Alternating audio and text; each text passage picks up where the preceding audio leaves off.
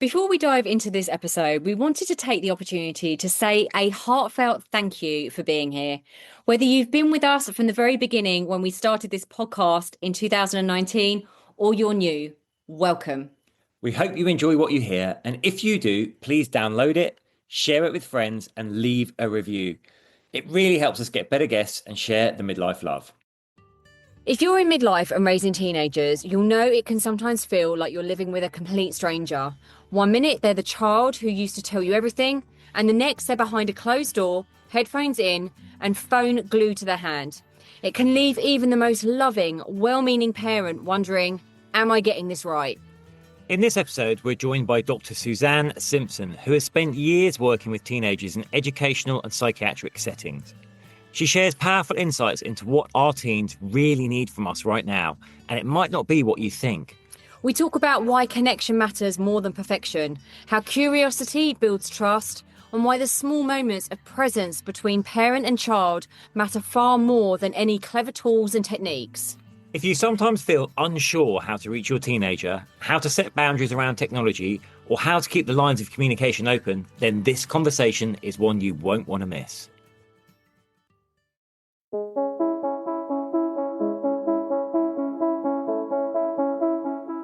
Hi, I'm James Davis. And I'm Claire Davis. We're the Midlife Mentors, here to lift the lid on how to achieve health and happiness. The balanced, no-nonsense way.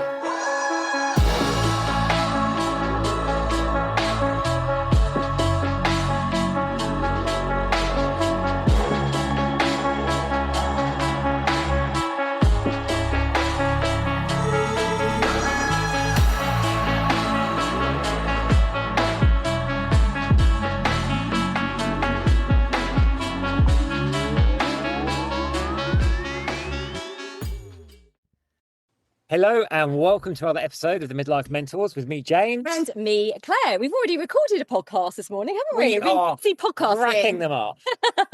We've got some amazing guests coming for you. We've also got an amazing guest today, which I know is going to resonate with so many of you midlife parents out there, parenting teens. So listen up. This is going to be an amazing episode. But we were just saying, what have we been up to? Well, thankfully, we promised never to talk about the weather, but we always do. It has turned. So we've been getting some really beautiful walks in here, like through the coast. Yeah, I think, getting our steps in. We know we're going back to central London in a few weeks. And obviously we won't get the chance to walk beside the sea there or through pine forest. We're very lucky. Or see the sky. Or see the sky. We have got Regent's Park and Hampstead Heath, and we are lucky. But it's a different vibe, obviously, with a Mediterranean seashore. Yes. So we're just trying to max that out. We are. And having lots of calls about things coming up, which is exciting. Yes, it feels like spring is coming. Like there's a spring momentum. Well, we've even seen spring lambs, haven't we? We have seen spring lambs. They're very cute. Very cute. Anyway, without further ado, we would love to introduce Dr. Suzanne Simpson to you today. Suzanne, thank you for joining us today. Do you mind Thanks for having me?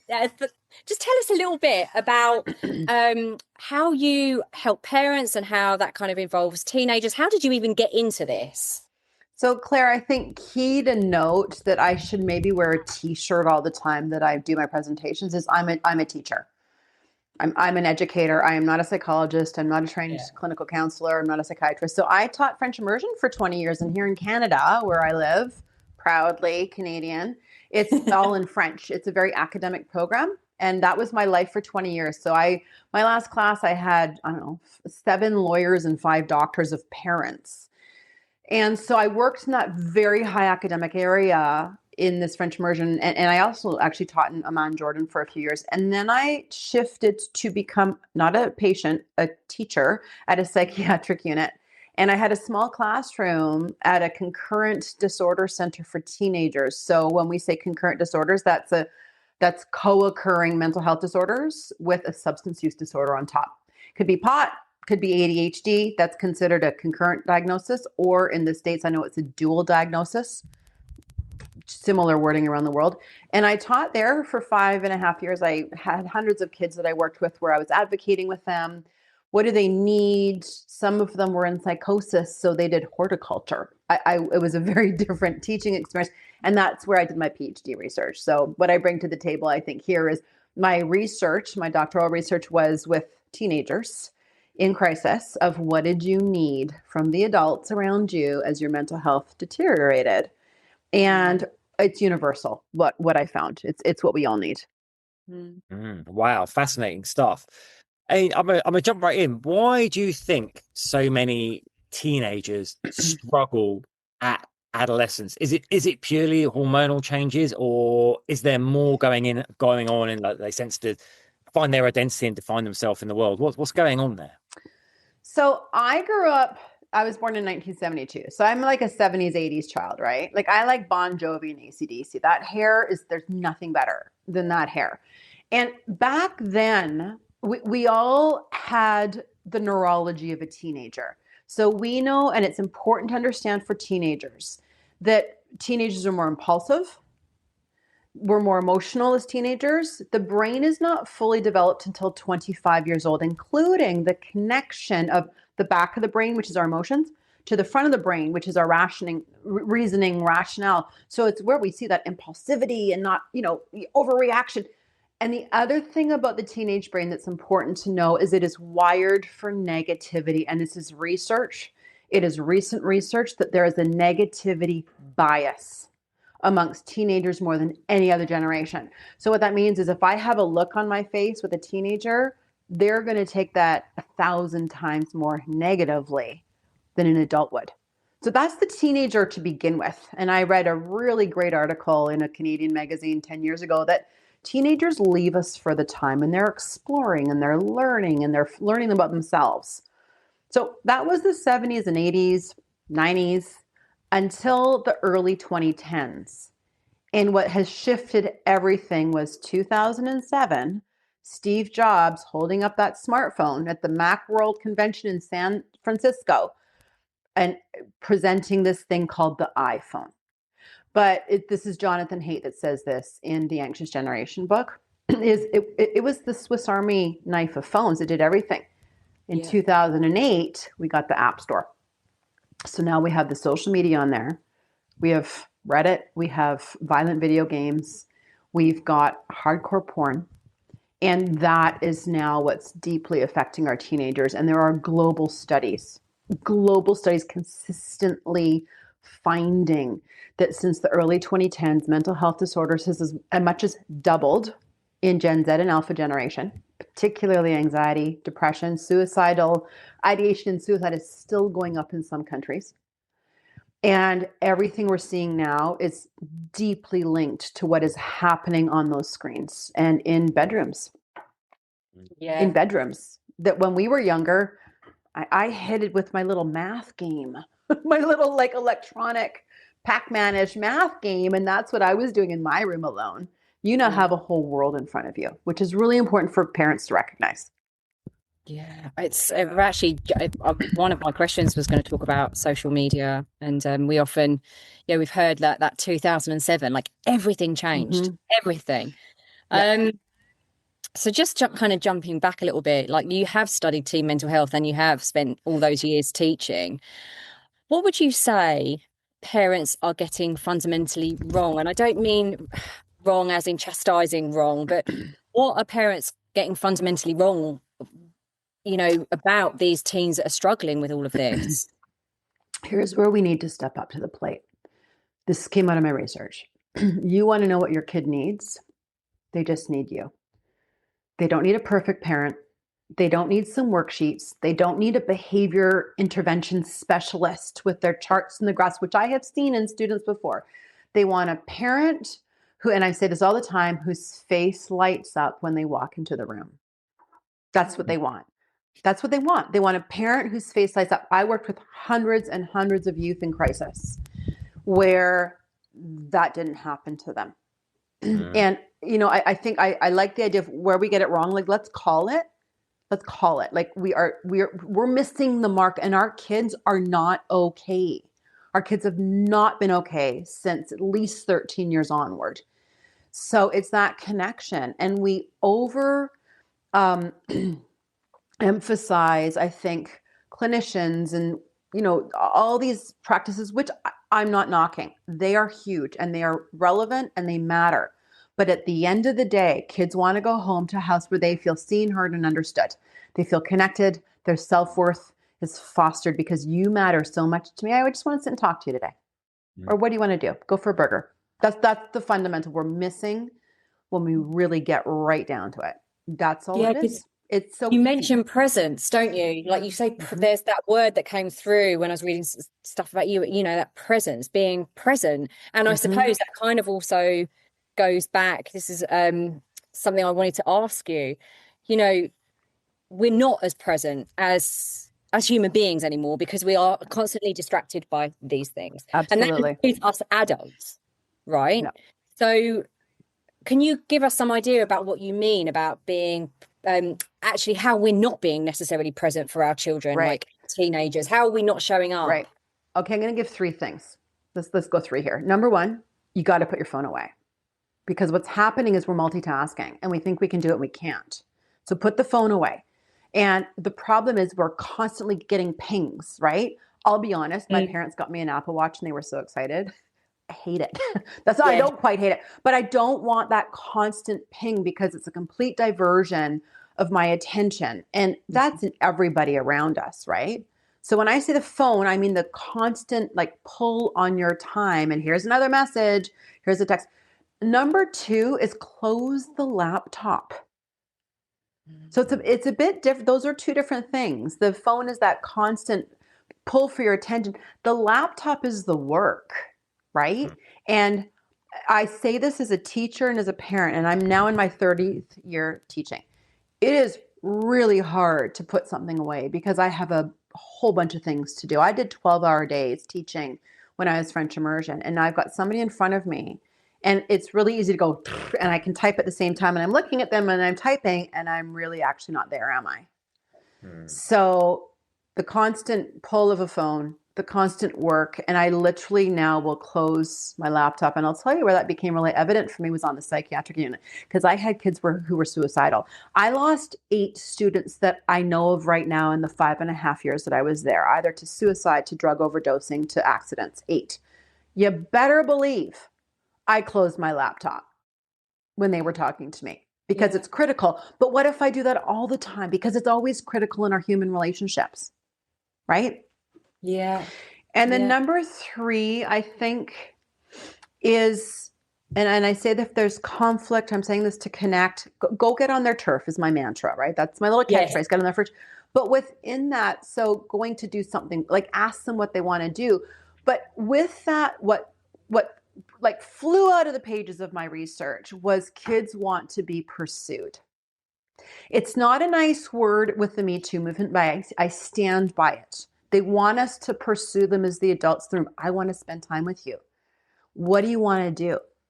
Where do you want to go? I'm going to go to your room and I'm going to knock on your door, and you're not going to have to go find me on my laptop in my office. And within that, then even the pursuit is, I've talked about find 3 questions to ask. 3 questions. Whether there's conflict, engagement, at the end of the day, how was your day? Tell me about the best thing that happened, or why is this bothering you? And 3 questions brings dialogue. You might not know what they all are. It might happen as you come along. So that's with the engagement. That's the pursuit. And kids want to be pursued. They might not act it. They do. They want to be. Well, I do. Yeah. I want my friends to take it. We all do. I want friends that take initiative with me. How are you doing? Just checking in. Do you want to go for a walk? That is my love language. And every single adult on this planet wants people to care about them. It's pursuit. I was going to say, do you think that is a more recent thing that's developed since there's been this splintering of attention? Because I'm just thinking back to my old teenage. I was very invested in my friendship group, and I didn't want to do anything with my parents, let alone them checking up on what I was doing. So I just wonder if maybe this attention splintering and feeling that maybe a child becoming a teenager isn't getting enough attention, which again equate with love from their parents, maybe that's got something to do with it. So listen, like I said at the beginning, kids are going to leave us for a while as teenagers. You want to see your friends, right? But where is the attachment? So can I ask you a question about your upbringing? James, Were you attached to your mom and dad? Did you feel safe with them? You felt that they loved you unconditionally? The sun rose and set on you? No, I went away to boarding school, so I was brought Okay. up in an institutional environment. There we go. Yeah. There we go. So of course you want to spend time with your friends because you didn't have attachment with your mom and dad, right? This is not, you don't need, like, I don't need to be a psychologist for this. So there's this great book out called Hold On to Your Kids by Gabor Mate and Gordon Neufeld. And this is key. You know this book?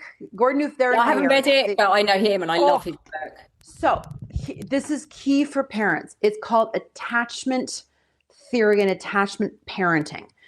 This is what I was going to actually say before I asked you that question. Our behavior aligned to our attachment. So if you are attached to mom and dad, you might want to spend time with them on a Friday night. Connected. You feel supported, understood, and cared for. You are unconditionally loved. Their face lights up when I walk into the room and they want to spend time with me, right? Your behavior aligns. If you're connected to your peers, which screams boarding school, if I can say that, then that's where your behavior is going to align. Then of course you're going to want to see them. Now, our kids still stray from it. They need exploration. But as an overarching principle, that is attachment parenting. And we start that young. Like what we did, here's a little tangible thing. What we did with our kids, and it was I didn't think of this. Friends told us this. It's every Friday night, and they still want to do it. My kids are 20, 21 right now. We did pizza and a movie, and I bought chocolate dessert. I totally non-verbally bribed them to spend time with us. And we went to like Pizza Hut. Like we got a good pizza, not a frozen pizza. And we made it really special. And it was every single Friday night. And in their 20s, they're still asking to do that with us. I love that. How much of it is because we get really good, like the oily, really crispy pizza that's the best that there is. And I pay for it. But we built attachment with our kids. And listen, I've made a gazillion mistakes. So just to be clear on that when I say that. But we set up attachment when they were little. And we started when they were younger, when they had no choice. 6, 7, 8 years old. They had no choice. Well, even younger, actually. And we fostered that. So I think that is that whole thing about connection. So your question, like, it's a great illustration that your behavior and mine too as an adult, it aligns with where I'm attached. Like in a marriage, if I'm attached to my husband, I'm probably not going to be cheating on him. And I'm not attached to my husband, my behavior is going to align elsewhere, right? It's humanity. Yeah. Sorry, I'm so sorry. Wrapping up your question then, that's been like that from the beginning of time. But nowadays we have other factors involved, right? With social media that make this way more complex. Yeah, I was going to ask about that because I think it's very probably obvious to all the listeners, what the issues are with tech and social media with the teenager. But, a meme I see all the time now is like, in the 1980s, you could have one parent working, you would have your suburban house with a car in the drive, everything was owned, and there was still loads of free time to spend with the kids and with friends. Yeah. Tech has ironically made us, I think, work even harder. So there's probably an impact there on parents as well, that they are feeling they need to be answering emails at night, be available for work messages. What practical strategies could parents put in place to make sure they're actually creating this time for attachment with their kids? Right.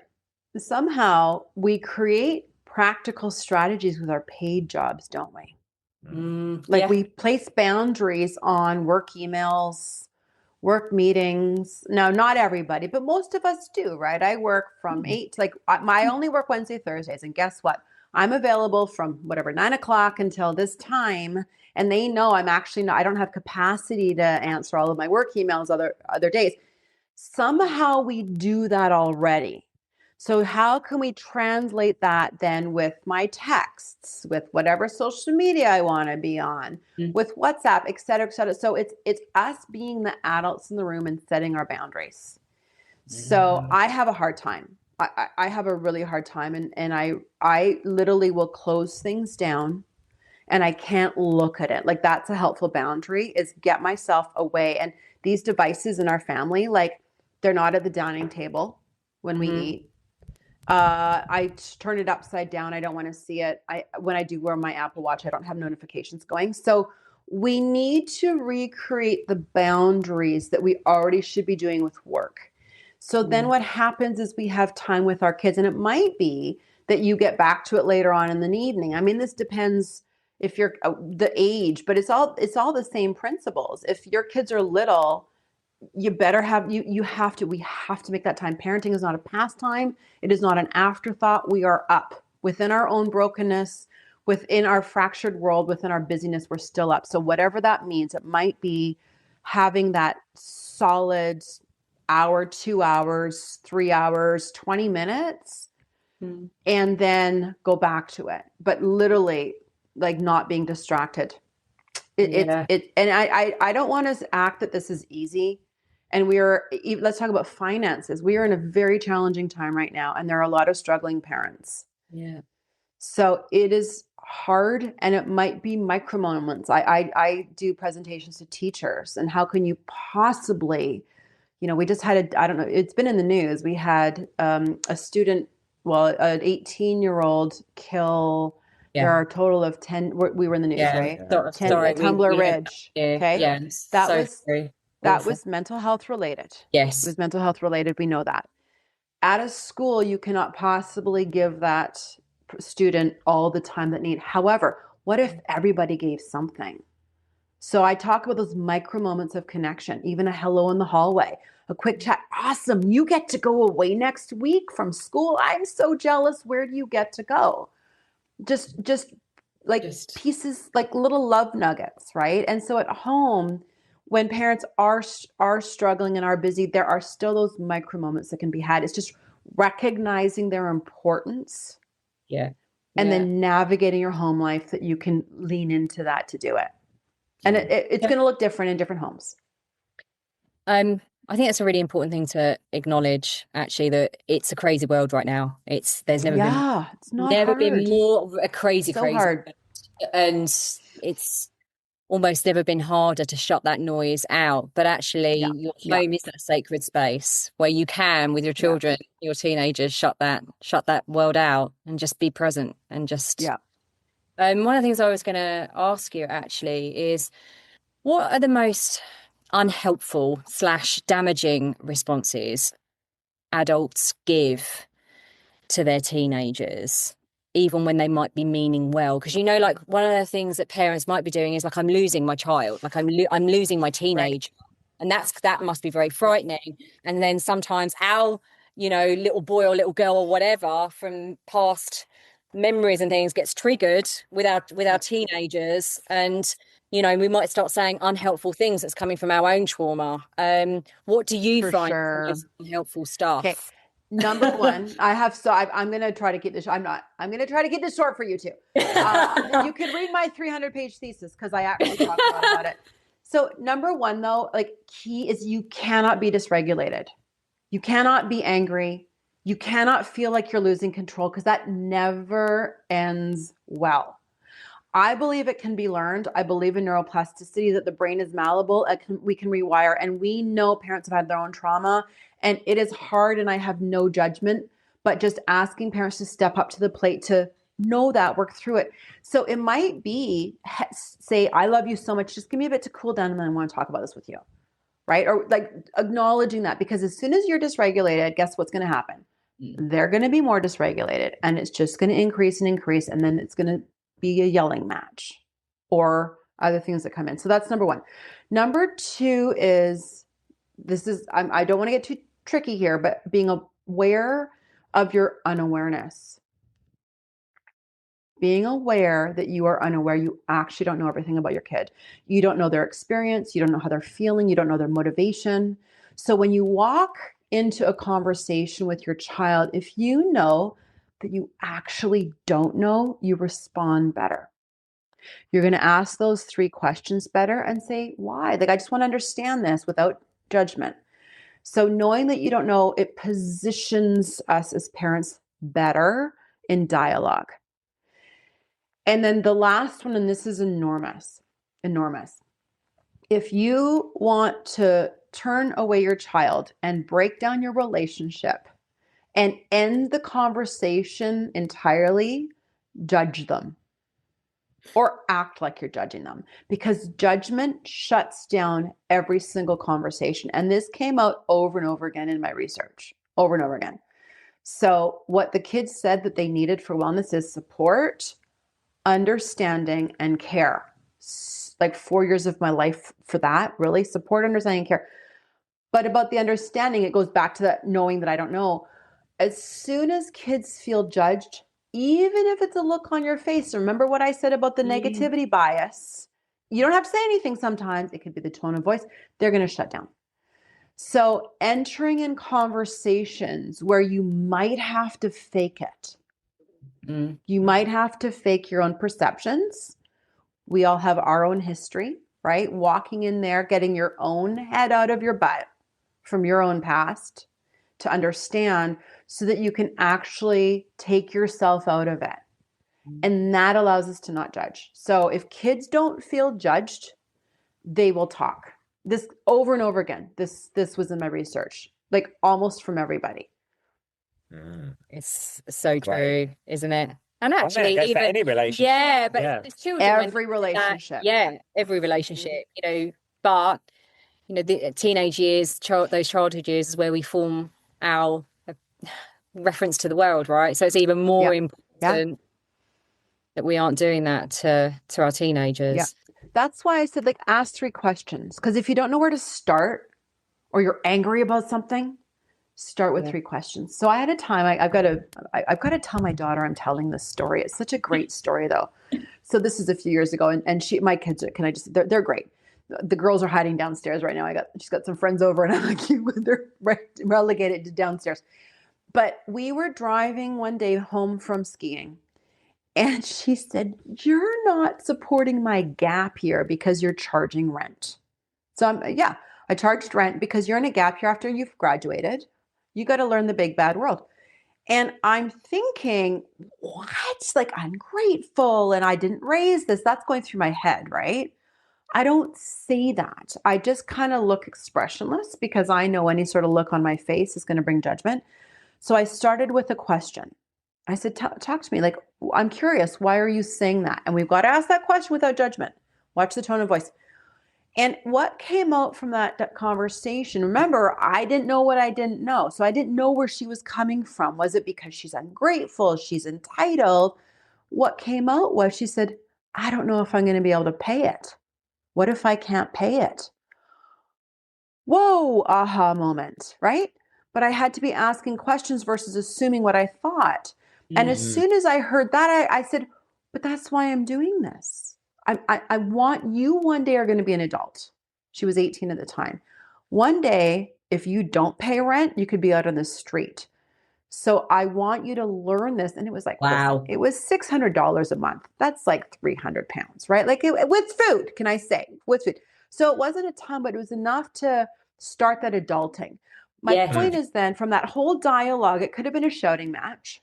I had to keep my cool. I had to fake it, but we understood each other.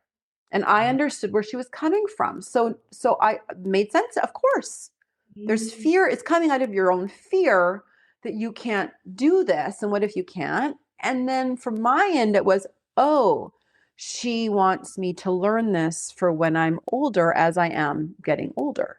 So that whole year was harmonious. We didn't have conflict, but it took those moments, right, of dialogue.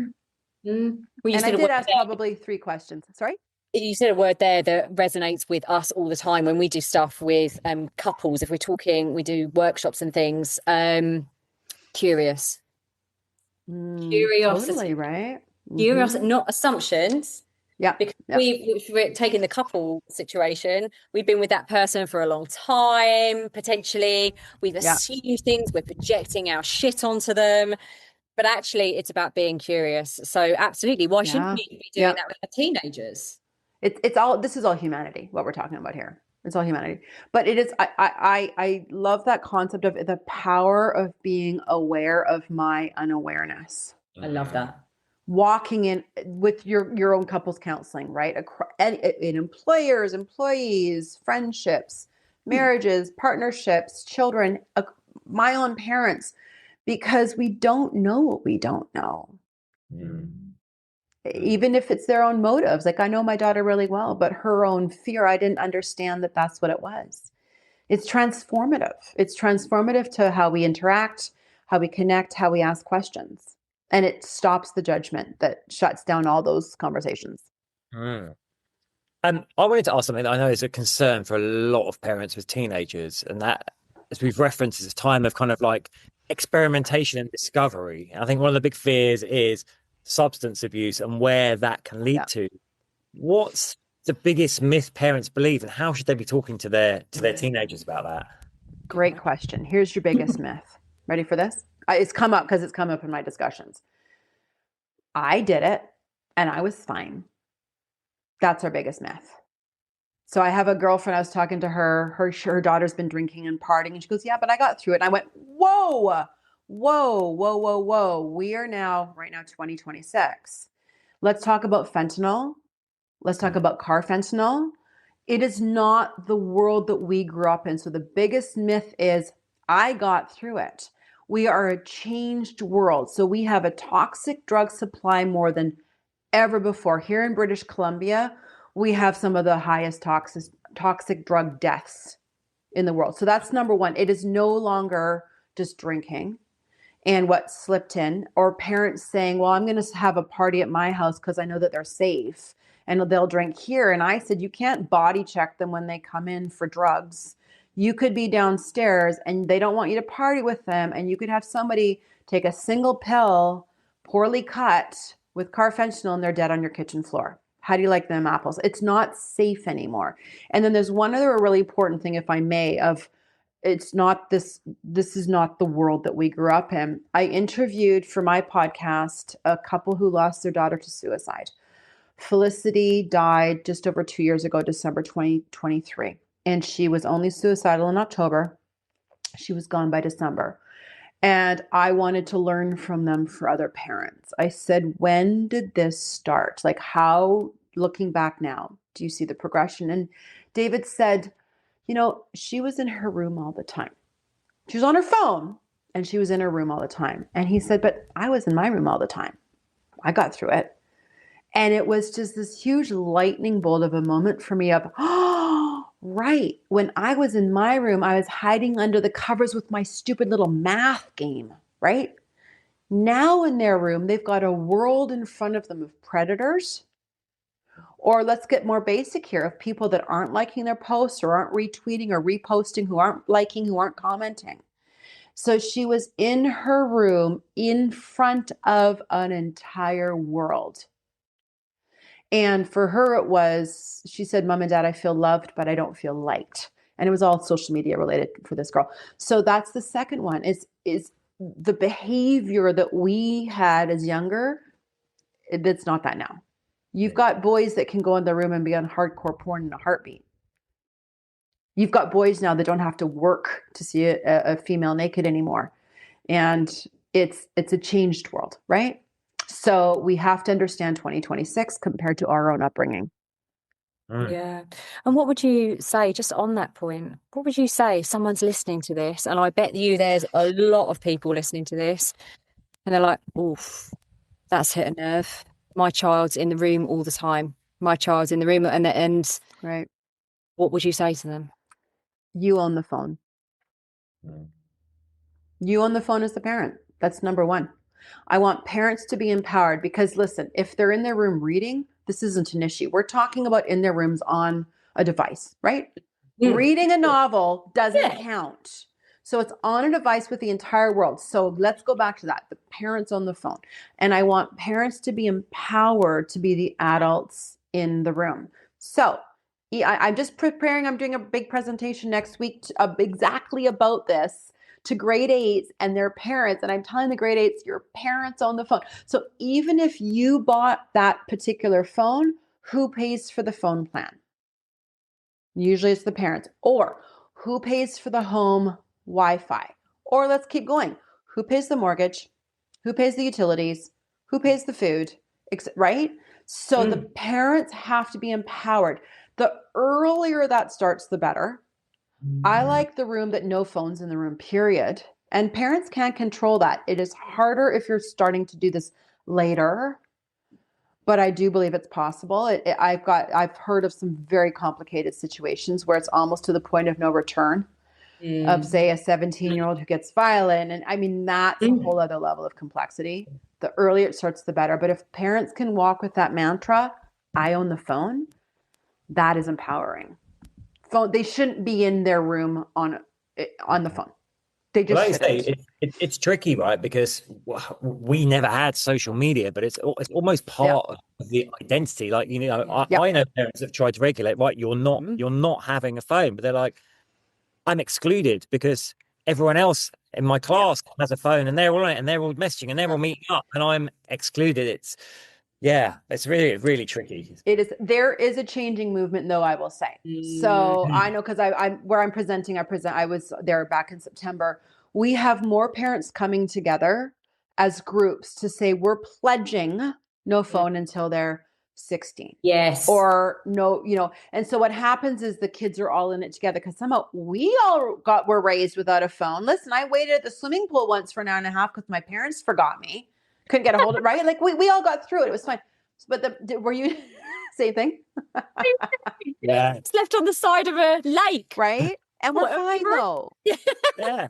So the problem is I went off sailing and I was just left by the side of a lake on my own. Yeah. Right? Well, my husband was left on a field trip. The bus went back with him or without him, like an hour away. So yeah. So, but we all manage that. So the problem is the socializing. So how can we as a culture change it? And listen, we changed the cigarette culture. Yeah, we changed and cigarettes. I hear you. We're seeing those moves over in the UK for sure, and that is encouraging because, like you say, it's not just about the parents saying it. It's actually the teenagers are in it together. My parents are doing it. My parents are doing it. My parents. Oh, I'm not completely isolated now. The only one that's not got a phone. Totally. But I think I'm right in saying this. We're seeing it change at a national level because I'm sure Spain has just announced that they're introducing a law that social media will be illegal for anyone under 16. They're actually going to block. And good on, love Spain. Australia too, right? Has just done that. Yeah. So, well, can I just tell you though? I just want to tell you this. I can tell you those social media like Facebook, Instagram, you're not supposed to be until 14 years old on them, and somehow everybody forgot about that. That's been the rule, but it's not been enforced. But we did it with cigarettes because what happened was that cigarettes were cool, and then women weren't smoking, and then the marketing companies back in the 1960s targeted women and good-looking women, and they paid them to march in this parade, and then it's cool. And then they went, oh, shoot, cigarettes cause cancer and lung cancer, and people are dying.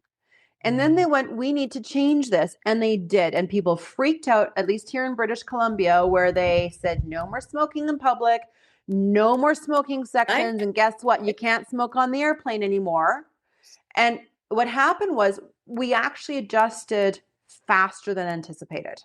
Yes. So we have done it before in this culture. And I see it like cell phones are harder, I think. But we went, oh, kids are literally dying because of what is done on these devices. So why are we having such a hard time, being the adults in the room and our own selves, our own boundaries, right? Yeah. But we've done it before. We've done it. It's happened. And now air quality, like good air quality, is considered a value around our country. Good air quality. It's not patrolled anymore. It's something that we all value. And then there's a social pressure. So if you had a kid start lighting a cigarette in the middle of a school hallway, you think that teachers won't deal with that? Of course they would. Yeah. So we've done it with cigarettes. Yeah. Yeah. It's a really good point. Oh my goodness. It's been amazing. I would love to just ask you one last question before we wrap up. What's one sentence you believe from all your research and all your experience, what's one sentence every teen needs to hear more often? Oh gosh, look at me. There's so many to say. I know. It's very hard to. No, this is it. You are worthy. You are worthy. But that encompasses a lot more. So that's why I paused there. You are worthy of my love. You are worthy to live a life of abundance, You were built to thrive. You were made to thrive. You are worthy to go get help for your problems, which is what we saw in the psych unit. Kids being shown their problems matter. I walked in from having some families for 4 years back to back with students at my old school into a psych unit where I got them for 3 weeks. What do you do in 3 weeks? And it hit me, and it was foundational. All of it is, how can I build up self-worth in a short period of time? And what if we all did that in all of our hamlets of care and communities and our schools and coaching and all the adults around? It all comes down to, you are worthy. Makes me a little bit emotional. No. It does. Honestly, But it's for us as adults, right? It's for us as adults too. And you mentioned people that have had their own stuff, their own trauma, their own disconnection. We are all worthy, and I believe we were made to thrive. We were made to thrive, not just get by. What a note to end on. Yeah, honestly, Suzanne, I just also want to say this. Thank you for the work that you do. Yeah. Because the work you do is incredibly important. And what you've shared is incredibly important for the parents out there to hear, to consider, be curious about, be curious. Right? It is not easy, but nobody ever told me they wanted perfect. There's our freedom, right? Yeah. We have to take responsibility for ourselves, but they just want us to show up. They know we make mistakes. Oh. Going to leave me crying. Suzanne, how can our listeners find out more about you if this is resonating, which I know it would have done? Sure. How you get more of you, more of your support, more of your information? I have a free guide to connecting with your kids on my website, as well as a newsletter at drsuzannesimpson.com. I am on Instagram as Dr. Suzanne Simpson. I have a YouTube channel, Dr. Suzanne Simpson, get on their turf, as well as LinkedIn, Dr. Suzanne Simpson. It's all the same. Yeah. We'll put all that in the show notes as well. Listeners, you don't have to remember that, but we'll put it in the show notes. But please go and check out these free resources, which will be invaluable, I know. So, Suzanne, God bless you. Thank you so much for being here. Thank you. Thanks for having me.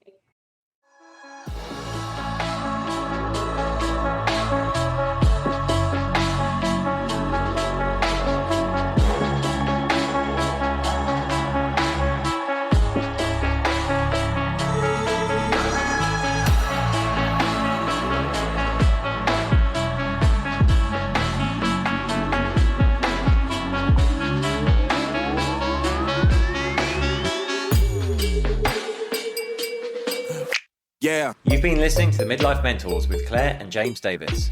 We'd love to hear from you. So drop us a line at info@themidlifementors.com with any questions or topic suggestions. And make sure you join us on our Facebook page and YouTube channel. You can find us under the Midlife Mentors. Yeah. What? Yeah. Yeah. Yeah.